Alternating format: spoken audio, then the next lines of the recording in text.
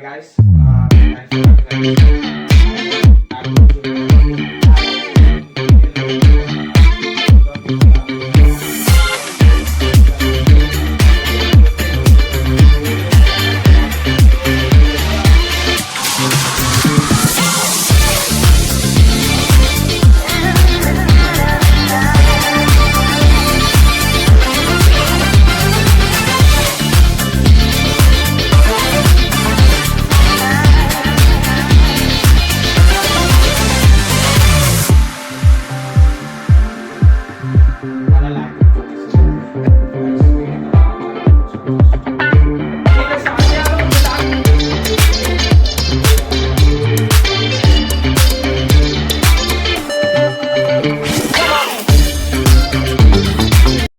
Welcome to మన broadcast. ఈరోజు మన ఫస్ట్ బ్రాడ్కాస్ట్.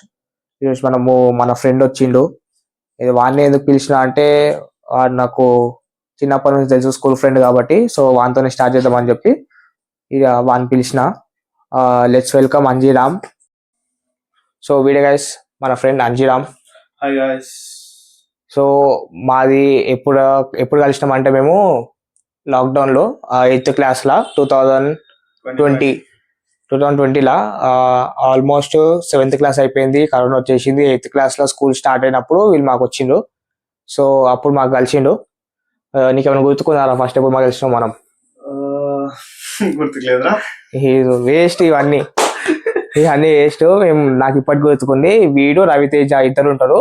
ఇద్దరు అప్పుడే కొత్తగా వచ్చిండ్రు. లేమా, రవి గారు 9th లో వచ్చిండు. లే 8th లో, వీళ్ళిద్దరు 8th లో వచ్చిండు. రవి గాడు 8th లో వచ్చిండు, వీడు 8th లో వచ్చిండు. 2020లా హేమలత మ్యామ్ ఉండే ఫస్ట్ క్లాస్, మనకి తెలుగు చెప్తుండే, గుర్తుకుందా? తెలుగు చెప్తుండే మాకు. అప్పుడే మేము కలిసినాము. అది కూడా మేము ఎప్పుడు ఎంకాలనే కూర్చుంటున్నాం, ముంగట కూర్చొని వీళ్ళు ముంగట కూర్చుండ్రు. కొత్తగా ఉండే అని చెప్పి నేను, జతిన్ గాడు, మణికంఠ గాడు మేము ఇట్లా కూర్చుండే. సో అప్పుడు వీళ్ళు కలిసిండ్రు. ఆడికేని మాకు జర బంధం ఎక్కువైపోయింది. తిరుగుతుండే, చేసినాం, మస్తు పనులు చేసినాం. సో అవన్నీ ఈరోజు డిస్కషన్ చేద్దాం మనము. అన్ని ఏమేమి చేసినాము, మస్తు చేసినాం మేము 10th క్లాస్ వాడికి. అసలు హైలైట్ ఏంటంటే మీకు ఇప్పుడే చెప్తున్నా, 10th క్లాస్ లా రేపు స్కూల్ అయిపోతుంది, ఈరోజు సాయంత్రం నొల్లి చేసినాము. కాదు అంటే నిన్న సాయంత్రం, రేపు 10th అయిపోతుంది, నిన్న సాయంత్రం ఒక గొడవ అయింది. వేరే స్కూల్ వాళ్ళు వచ్చిండు. ఈ రోజు మా ప్రిన్సిపల్ సార్ పొద్దుగాల వచ్చి క్లాస్ వీకి అందరినీ బయట లేచిపెట్టి పోయి వేరే బ్లాక్ లా, మాకు 2 బ్లాక్లు ఉంటాయి, A block B block, nursery class లో కూర్చోబెట్టింది తెలుసా. పొద్దుగాల నుంచి సాయంత్రం దాకా నర్సరీ క్లాస్ లో కూర్చున్నాం మేమంతా. గుర్తుకుంది కావచ్చట. అసలు చెప్పేది కాదు, పొద్దున్న సాయంత్రం ఎగ్జామ్ ఉంది, మీరు ఎగ్జామ్ గిట్ వద్దు అన్నాడు ప్రిన్సిపల్. అయితే మాకు ఎగ్జామ్ రాపించి ఎగ్జామ్స్ ఉంటుండే. అంటే డైలీ ఐసీ బ్యాచ్ అని చెప్పి స్టార్ట్ అయిపోతుంది గౌతమ్ స్కూల్లో. సో ఆ ఎగ్జామ్ లో ఉంటుండే, మీరు ఎగ్జామ్ రాకపోయినా పర్లేదు, ఏమొద్దు, మీరు వచ్చి ఆడ కూర్చోండి, నేను కొన్ని సమ్లు ఇస్తా, మ్యాథ్స్ వస్తారు, సో మీకు కొన్ని సమ్లు ఇస్తా, చేసి అని చెప్పేసిడు. ఎగ్జామ్ రాయకుండా ఏం రాయకుండా మేమేం ప్రిపేర్ కాలే. లాస్ట్కి పోయి ఎగ్జామ్ రాయకుండా అన్నాడు. అప్పుడు అందరు ముఖాలు వచ్చి అందరికి సున్నాలు వచ్చినాయి, ఏం రాలి బ్లాంక్ పేపర్లు ఇచ్చేసి వచ్చేసినాం మేము. సో అది నీకు ఇంకేమైనా గుర్తుకుంటే చెప్పు. మనం చేసిన మస్తు చేసినా కానీ ఒక 2-3 మంచి చెప్పు. లాస్ట్ బెంచ్ లో చేసిన ఎక్కువ గుర్తున్నాయి. అదే లాస్ట్ బెంచ్ లా, ఐసీ బ్యాచ్ లా చాలా చేసినాము. అసలు మాకు గౌతమ స్కూల్ ఎట్లుంటుందంటే 3 సెక్షన్స్ లాగా డివైడ్ చేస్తున్నాయి. అంటే టాపర్స్, యావరేజ్, స్లో లెర్నర్స్. అంటే అందరినీ డివైడ్ చేసి అందరినీ పాస్ చేద్దాం అని చెప్పి ఒక రూల్ తీసుకొచ్చి, సో అట్లా డివైడ్ చేస్తుండే. లాస్ట్ 6 months మొత్తం మాకు ట్రైనింగ్ చూస్తుండే. స్లో లెర్నర్స్కి అలాగా పేపర్, యావరేజెస్కి అలాగా పేపర్, టాపర్స్కి అలాగా అట్లా డివైడ్ చేస్తుండే. సో డివైడ్ చేసినప్పుడు మేము అందరం అప్పుడు యావరేజెస్లో ఉండే. యావరేజ్లో ఉన్నప్పుడు మేము అందరం ఇంకా ఒకసారి ఫుల్ లాంగ్ పని వేస్తుండే. మాకు డైలీ 2 ఎగ్జామ్స్ ఉంటుండే. మార్నింగ్ 7:30 నుంచి 12:30 వరకు ఒకటి ఉంటుండే. మళ్ళీ లంచ్ 1.5 hour లంచ్ ఉంటుంది. 1 నుంచి 5 వరకు ఒకటి, 5:30 వరకు ఎగ్జామ్ రాసేసి 5:30కి వెళ్ళిపోతుంది. అసలు ముచ్చట ఏడైపోతుంది అంటే 5:30కి ఎగ్జామ్ అయిపోయిన తర్వాత 5:30కి ఎగ్జామ్ అయిపోతుంది, స్కూల్ అందరూ వెళ్ళిపోతారు, మేము ఆల్ దాకా కింద బ్రేక్లో కూర్చుంటాం. ఎన్ని గంటల అదే అసలు 7:30 అయినా ఆన్ ఉంటాము. ఇంటికి వచ్చి మా డాడీ అడుగుతాడు, అంటే ఏం చేస్తున్నారు, ఆ స్కూల్ ఎన్ని గంటలకు అయిపోతున్నారు, ఎన్ని గంటలకు వస్తున్నారు అంటే ఐసీ బ్యాచ్ కదా డాడీ, 6 దాకా ఉంటే ఎగ్జామ్ చేస్తే అది చేసామని మస్తు అది కవర్ చేసుకుంటే. ఆడ ఉసలు ఏం చేస్తున్నాం అనేది అయితే ఇప్పటివరకు ఏం తెలియదు. కలించుంటాం, ఆడ పానీపూరి తింటాము, అది చేస్తాము, మా కిందనే బేకరీ ఉంటుంది. సో వాళ్ళు పోయి ఏమని తింటాము, అట్లనే ఆ టైం పాస్ చేసి మెల్ల ఇంటికి వచ్చేవాళ్ళకి 8 అవుతుంది ఇక. సో ఐసీ బ్యాచ్ ఇంకేమైనా గుర్తుకున్నాయి నీకు? సోషల్ మ్యామ్ చెప్పేది సోషల్ మ్యామ్ అసలు వేరే లాకుంటుండే మాకు. మాకు మేము మొత్తం స్కూల్లో ఒక్కరికి భయపడతారు అంటే వినేసరికి అంటే ఆయన మ్యాథ్స్ చెప్తారు ఎట్లా పోతుండే తెలుసా మమ్మల్ని అయితే ఒంగోబెట్టి ఇప్పుడు సాల్వ్ చేస్తుండే తెలుసా మాకు ఆయన. సో మా షెడ్యూల్ ఎట్లుంటుండే తెలుసా, నీ కూర్చుకోలేదు ఇక్కడ కూర్చుకుంటే చెప్పరా నేను చెప్తా. ఎర్లీ మార్నింగ్ వస్తుండే క్రికెట్ ఆడుతుండే చేసేపు, అది చూసి వినేసాడు తిడుతుండే బాల్ బ్యాట్ గురించి.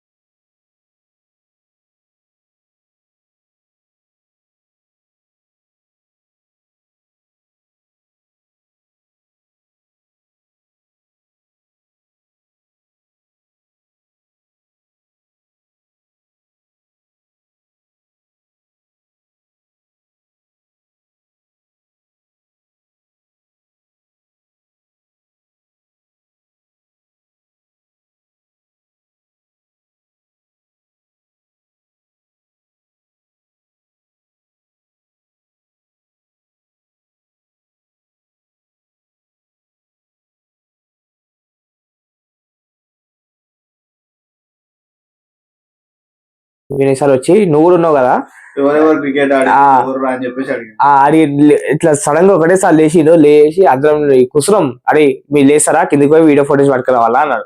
అంటే మళ్ళీ ఏమైనా కోతారేమో అయ్యా అని చెప్పి లేచినాం, దన లేచినాము. నిజంగానే ఏం అసలు మీరు ఎందుకు వస్తుండ్రా పొద్దుగాల ఎందుకు వస్తుండ్రు క్రికెట్ ఎందుకు ఆడుతుండ్రు అది అని చెప్పి మస్తు తిట్టిన తర్వాత ఆ బి సెక్షన్ లో మేము 2 గ్యాంగ్ మాది B section A section separate ఆడుతుండే.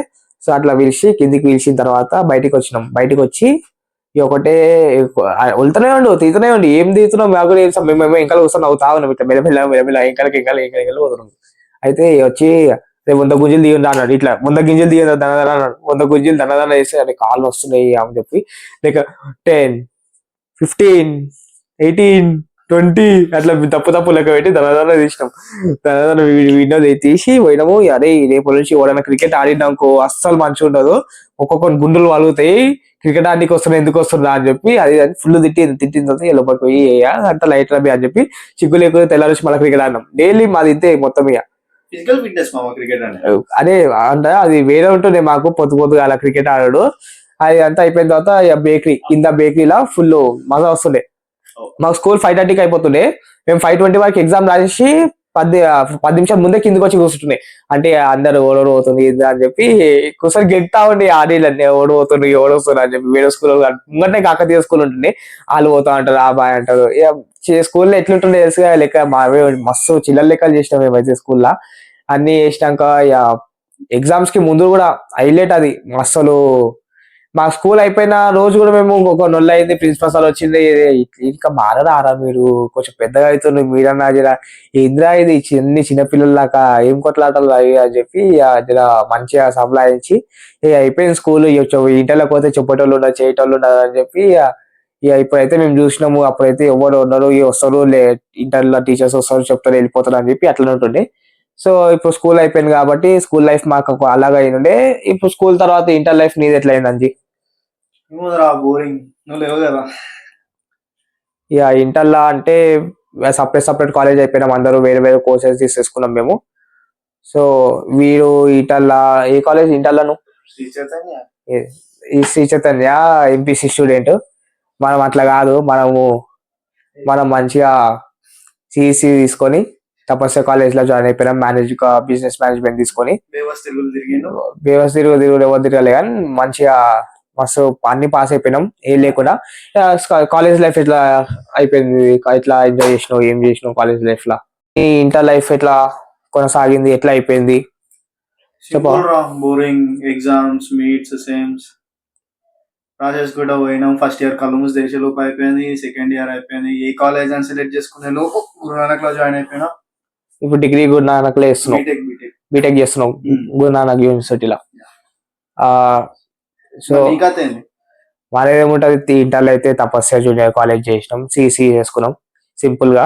సో మేనేజ్మెంట్ బిజినెస్ దగ్గర వెళ్ళిపోదాం అనుకున్నా. సో నాకు ఎందుకో ఇంట్రెస్ట్ రాలేదు, బ్యాక్లాగ్స్ ఏం లేకుండా ఇంటర్ అన్ని పాస్ అయిపోయినాం.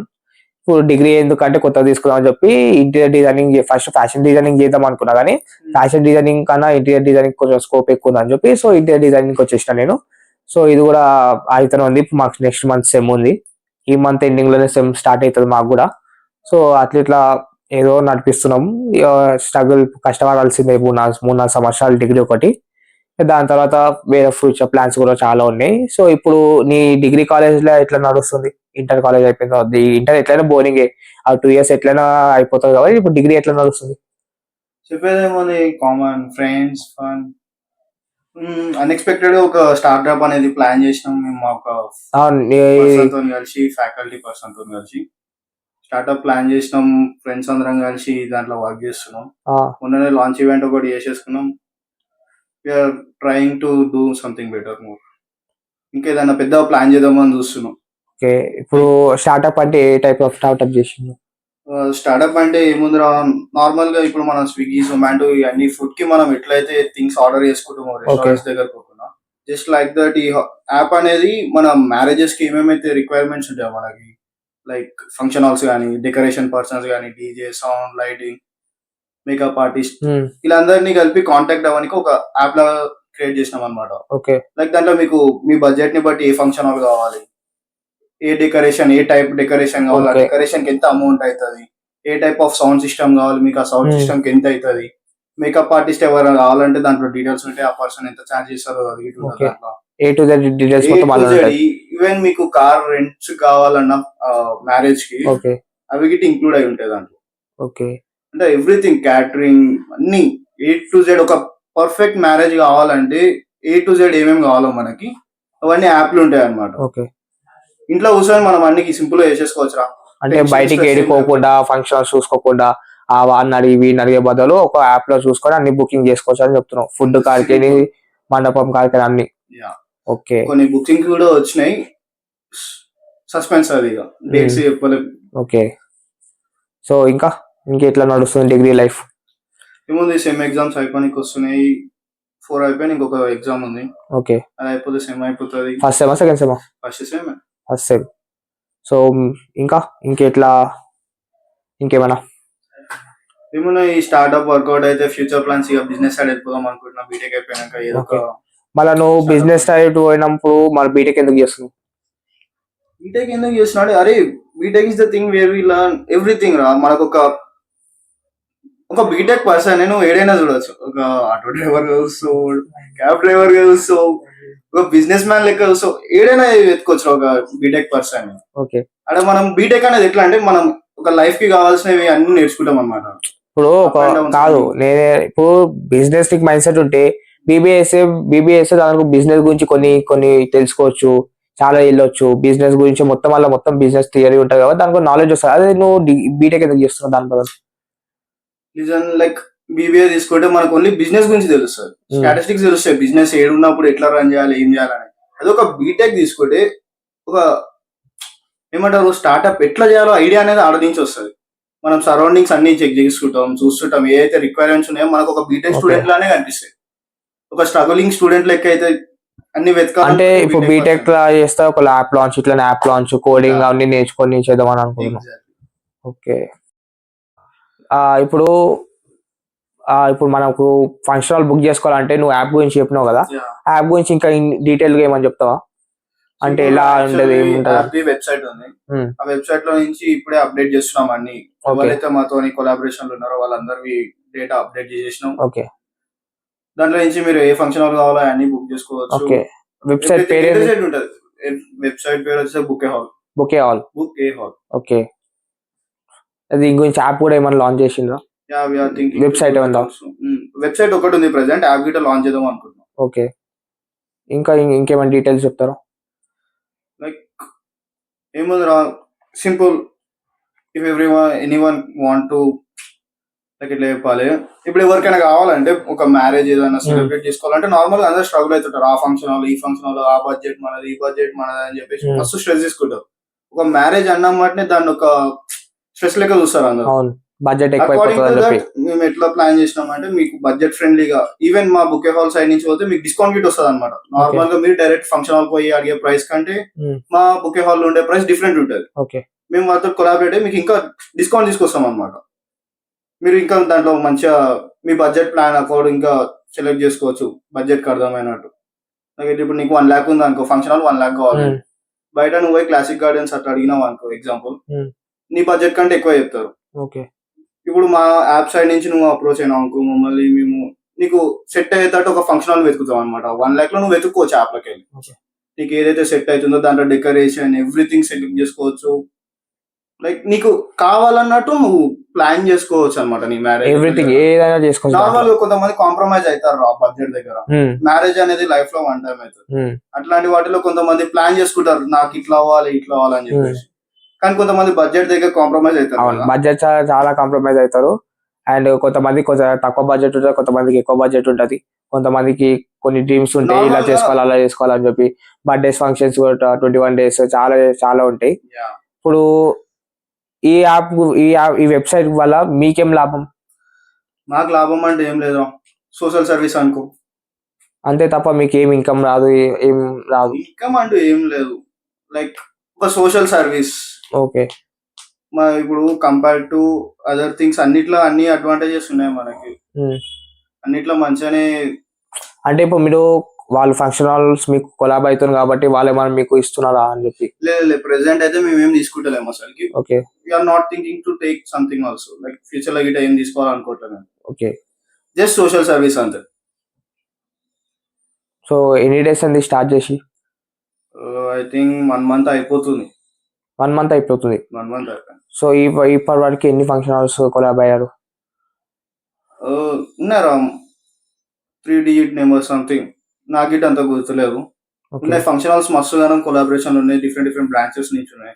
ఇప్పుడు మనకి మొత్తం ఓవరాల్ హైదరాబాద్ వస్తున్నా, ఓవరాల్ తెలంగాణ ఓవరాల్ హైదరాబాద్ అనుకుంటున్నాం. Okay, we're planning to spread it over తెలంగాణలో. ఫస్ట్ అయితే మొత్తం ఓవరాల్ హైదరాబాద్ లో ఎక్కడ ఏ గల్లీ పోయినా మనకు ఫంక్షన్ హాల్ మన వెబ్సైట్ లో అవైలబుల్ ఉంటాయి ఏ టైం కానీ ఎప్పుడైనా. అంటే బుకింగ్స్ ఎప్పుడు చేసుకోవాలి? 1 month ముందా, 2 months అట్లా? సింపుల్ రా, నువ్వు యాప్ ఓపెన్ చేసుకోవాలి, నీకు కావాల్సిన ఫంక్షన్ హాల్ అంటే దాంట్లో అప్డేట్. అంటే బుకింగ్ ఎన్ని డేస్ ముందు చేసుకుంటే మీకు అవైలబుల్ ఉంటాయి? ఎన్ని డేస్ అంటే ఏం లేదు, when ever you want you can book it. అంటే రేపు ఫంక్షన్ ఉంది, ఈ రోజు బుక్ చేసుకున్నా మీకు బుక్ అయిపోతాయా?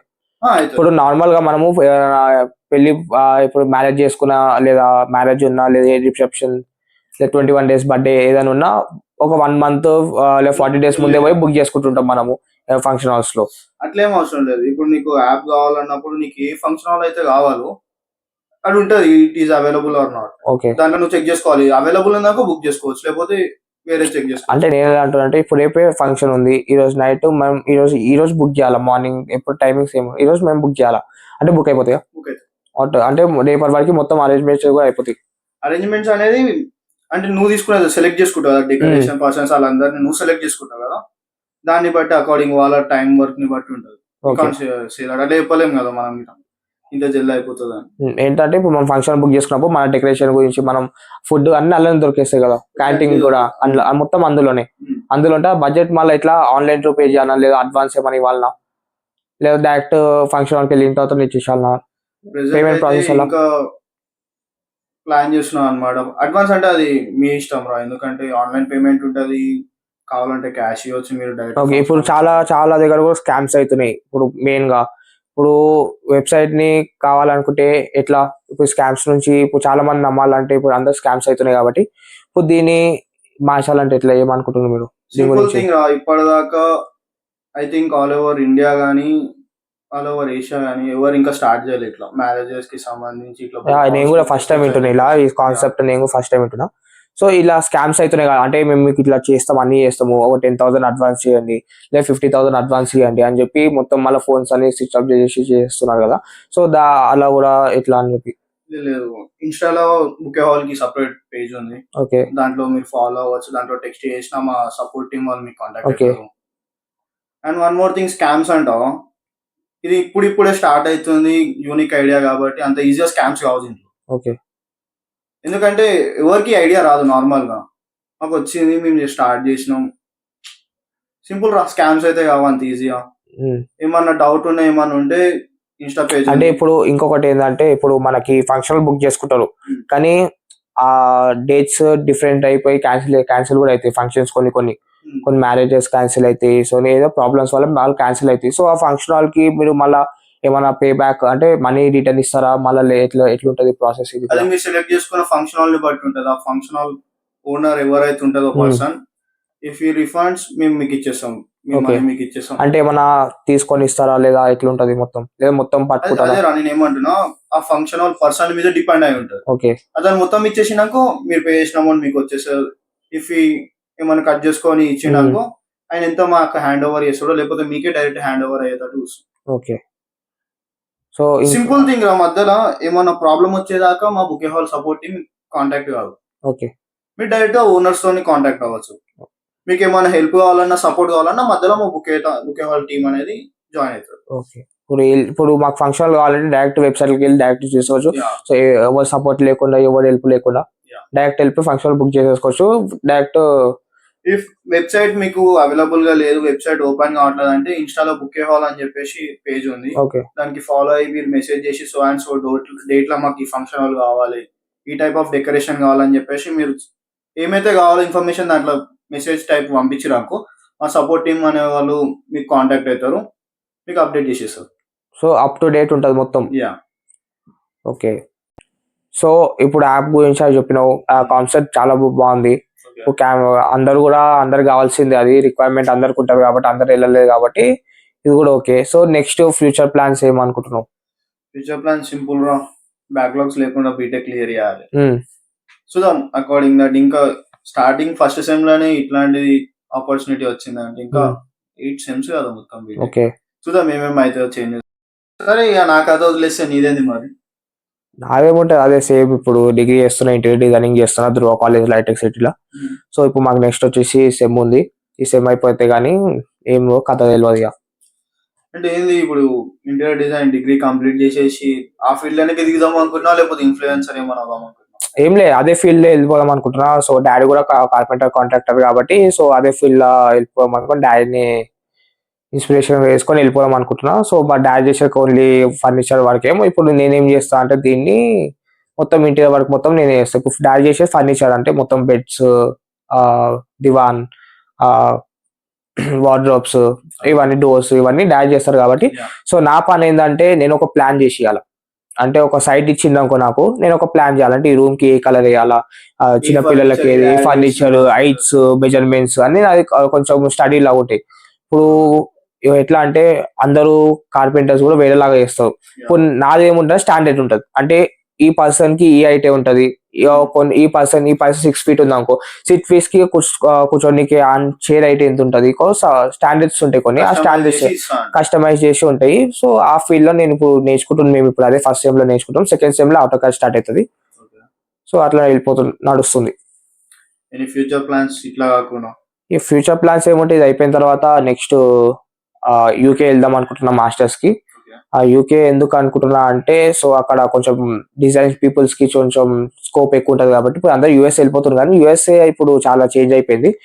అంటే అందరు యూఎస్ వెళ్ళిపోతున్నారు కాబట్టి సో అక్కడ వెళ్ళిపోదామని చెప్పి యూకేలో కొంచెం ప్లాన్ వేరే చేద్దామని చెప్పి సో నేను మా ఫ్రెండ్స్ కూడా ఉన్నారు.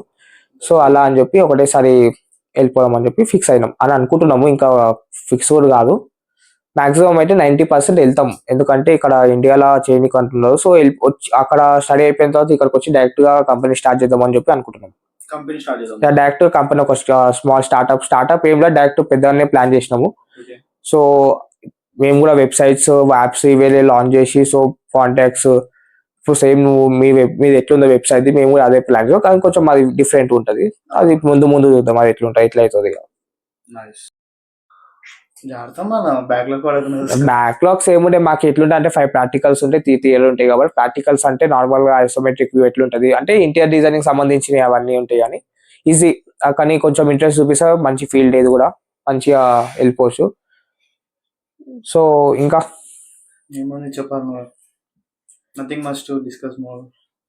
సో గాయస్ ఈ రోజుది ఎండ్, ఈ రోజుకి ఫస్ట్ బ్రాడ్కాస్ట్ మనకి అంజిరామ్ వచ్చిండు కాబట్టి, సో ఈ రోజుకి ఈ ఇన్ఫర్మేషన్ చాలా అనుకుంటా. మేము చేసిన దాంట్లో ఇంకా చాలా ఉంది కాబట్టి ఇంకా log చేసుకోదలుచుకోలేము.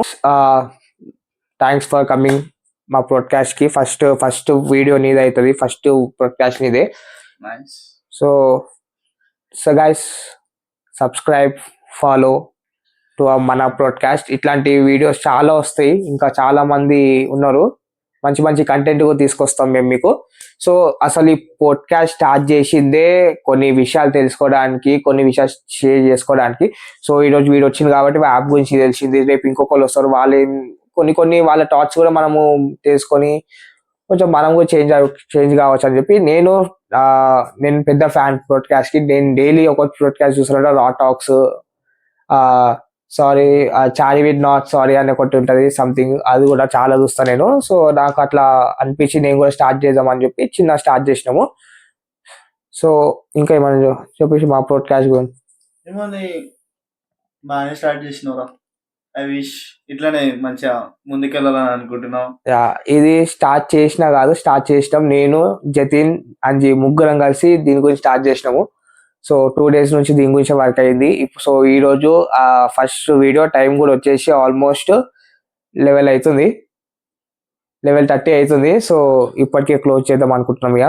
So hope you guys love the video. So ఒకవేళ మీకు వీడియో నచ్చితే లైక్, షేర్, సబ్స్క్రైబ్ చేసుకోండి. So bye guys, thanks for coming Anji. And మళ్ళీ వీలైతే నెక్స్ట్ పాడ్కాస్ట్ లో కలుసుకుందాం. చూద్దాం.